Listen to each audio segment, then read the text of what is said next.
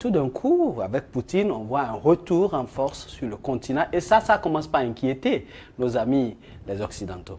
Qu'est-ce qui justifie ce retour de la Russie? Comme je vous le dis, pour qu'il y ait retour, c'est qu'il y a eu départ. Le départ, c'est l'effondrement du mur de Berlin qui a laissé la place totale aux forces occidentales qui ont fait ce qu'elles voulaient pendant des années sur le continent africain. Il faut qu'on le dise clairement. Avec la collaboration, évidemment, d'élites corrompues africaines. Poutine a compris que l'Afrique, c'est le terrain de la guerre des mondes. Le terme de la guerre des mondes, c'est le continent africain. Les ressources les plus importantes de la planète se trouvent sur le continent africain.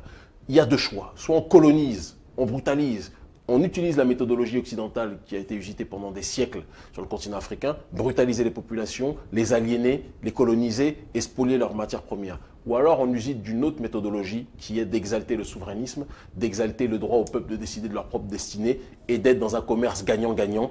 On vous aide à extraire un certain nombre de ressources minières, on prend une partie, vous en prenez la majorité, mais nous-mêmes, ça nous fait un bon business et ça vous fait un bon business aussi. La Russie est très pragmatique sur ces questions. Je donne un exemple bête, mais en même temps très simple. Ce qui s'est passé en Centrafrique est la synthèse de l'action russe sur le continent africain.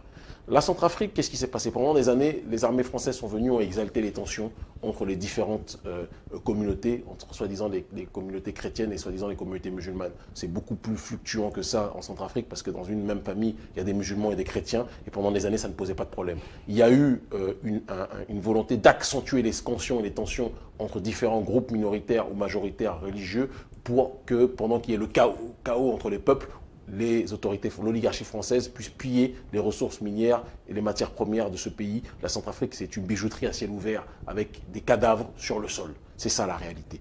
Mais quand les Russes sont arrivés, ils ont commencé à remettre de l'ordre par rapport aux conflits interethniques en disant, et aux conflits interreligieux en disant vous êtes tous issus du même peuple.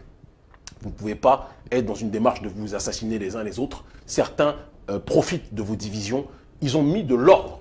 Je ne vais pas vous mentir, en tant que souverainiste africain, je suis triste de voir un pays qui a besoin de la présence, une présence étrangère pour comprendre ces éléments élémentaires. Mais heureusement que la Russie est venue dans ce pays remettre de l'ordre, à chasser les milices qui étaient cooptées par l'oligarchie française. Aujourd'hui, les tensions et les guerres, les meurtres, les génocides qu'il y avait quasiment du côté de la Centrafrique, ça n'existe plus. On n'est plus du tout dans ce cadre-là.